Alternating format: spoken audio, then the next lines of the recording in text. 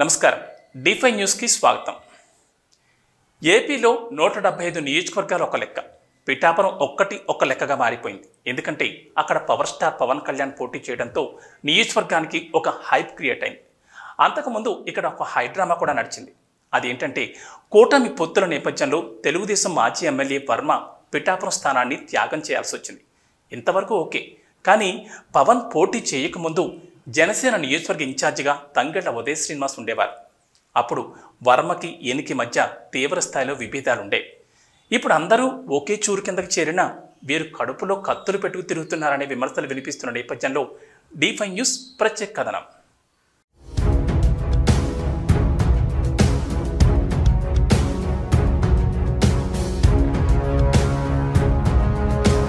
రాష్ట్రంలో అత్యంత కీలకంగా పిఠాపురం నియోజకవర్గం మారిపోయింది.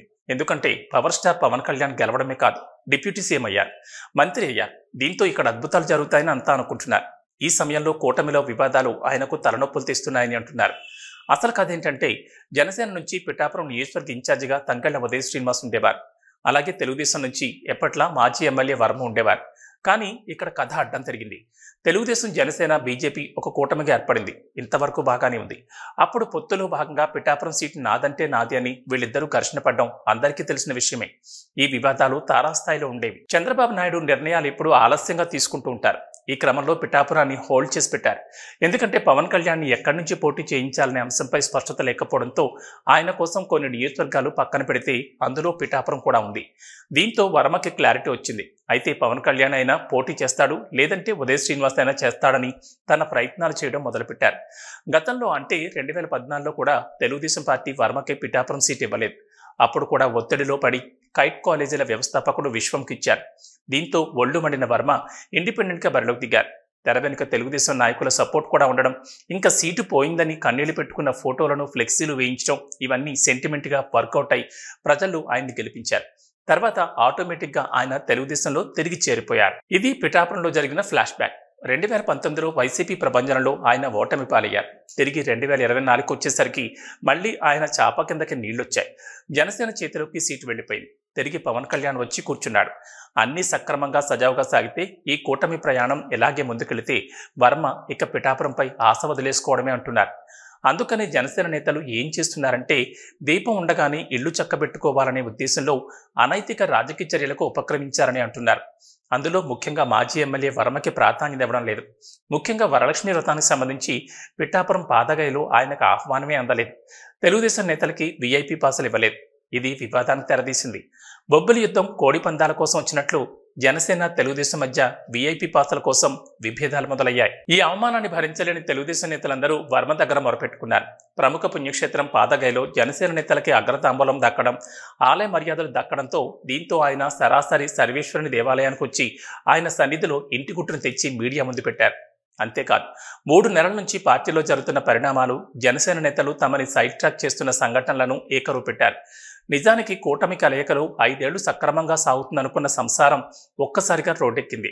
పిఠాపురం మాత్రమే కాదు, రాష్ట్రంలోని జనసేన, బీజేపీకి సీట్లు ఇచ్చిన ప్రతి చోట ఇదే తీరుందని అంటున్నారు. అసలే విజయవాడ మునిగిపోయిందన్న బాధలో ఉన్న నేతలకు పిఠాపురం సమస్యలు కొత్త తలనొప్పులు తెచ్చిపెట్టేలా ఉన్నాయని అంటున్నారు. ఈ సమస్యకు పరిష్కారం లేదా అంటే ఉందని అంటున్నారు. నిజానికి ఎన్నికలకు ముందు పిఠాపురం సీటు ఖాళీ చేయించడానికి వర్మకు ఎన్నో రకాలుగా చెప్పి చూశారు. సాధారణంగా షార్ట్ టెంపర్గా ఉండే వర్మ మొదట అస్సలు వినలేదు. ఒక దశలో క్యాడర్తో మాట్లాడుకుని 2014లో పోటీ చేసినట్లు ఇండిపెండెంట్గా వెళదామని వర్మ అనుకున్నారు. దీంతో అందరూ భయపడ్డారు. మళ్ళీ అప్పట్లా దెబ్బ పడిపోతుందనుకున్నారు.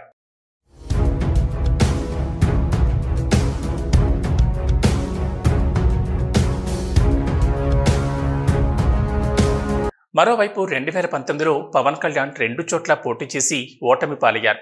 ఇప్పుడు ఇక్కడ 2024లో పక్కలో బళ్ళెం వర్మని పెట్టుకుని పోటీ చేయడం సరికాదనుకున్నారు. దీంతో చంద్రబాబు రంగప్రవేశం చేశారు. తనకి ఎమ్మెల్సీ లేదా సమాన స్థాయి కార్పొరేషన్ చైర్మన్ లాంటివి ఇస్తామని, నియోజకవర్గంలో నీ గౌరవానికి వచ్చిన ప్రమాదం ఉండదని ప్రామిసులు చేశారనే టాక్ వచ్చింది. దీంతో వర్మ అయిష్టంగానే తన పిఠాపురం సీట్ని పవన్ కళ్యాణ్కి వదిలిపెట్టారు. ఇది సత్యం. మొత్తానికి చంద్రబాబును నమ్మిన వర్మ చివరికి పవన్ కళ్యాణ్తో కలిసి ఎన్నికల ప్రచారంలో పగలు రాత్రి తిరిగారు. కానీ ఎన్నికలైన 3 నెలలకే ముచ్చట తీరిపోయింది. ఇప్పుడు జనసేన నేతలు పిఠాపురాన్ని ఆక్రమించాలని చూస్తున్నారని వర్మ ఆక్రోశిస్తున్నారు. తనను ఇక్కడి నుంచి సాగనంపాలని చూస్తున్నారని ఆరోపిస్తున్నారు. 20 ఏళ్లు కష్టపడి క్యాడర్ నిర్మించుకుంటే వీరిప్పుడు వచ్చి ఓవర్ యాక్షన్ చేస్తే సహించేది లేదంటున్నారు. అయితే వీటన్నిటి వెనుక కాకినాడ ఎంపీ తంగళ్ల ఉదయ్ శ్రీనివాస్ ఉన్నారనే టాక్ నడుస్తోంది. ఆయన మద్దతు చూసుకునే ఇక్కడ నేతలందరూ రెచ్చిపోతున్నారని చెబుతున్నారు. వీటన్నిటిని పవన్ కళ్యాణ్ దృష్టికి తీసుకువెళ్లే ధైర్యం ఎవరూ చేయలేకపోతున్నారు. 1-2 సందర్భాల్లో పవన్ కళ్యాణ్ మాత్రం ఏమైనా ఉంటే అంతర్గతంగా కూర్చుని మాట్లాడుకుందామని అంటున్నారని తెలిసింది.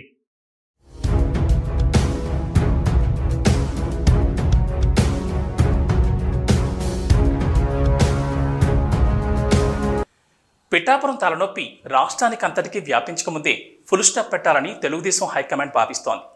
ఇలా అల్లరి చేశాడని చెప్పి ఏదో పదవిస్తే మిగిలిన కూటమి స్థానాల్లో అనాథలా మిగిలిపోయిన తెలుగుదేశం సొంత కేడర్ గగ్గోలు పెడతారని, దాదాపు ఎంపీలు ఎమ్మెల్యేలు అంతా కలిసి 36 మంది వరకు ఉన్నారని అంటున్నారు. వారందరూ రివర్స్ అయితే కష్టమని కొందరు అంటున్నారు. ఏదేమైనా వర్మ ఒక సంక్లిష్ట స్థితిలో కూటమి నేతలను పడేశాడని అంటున్నారు.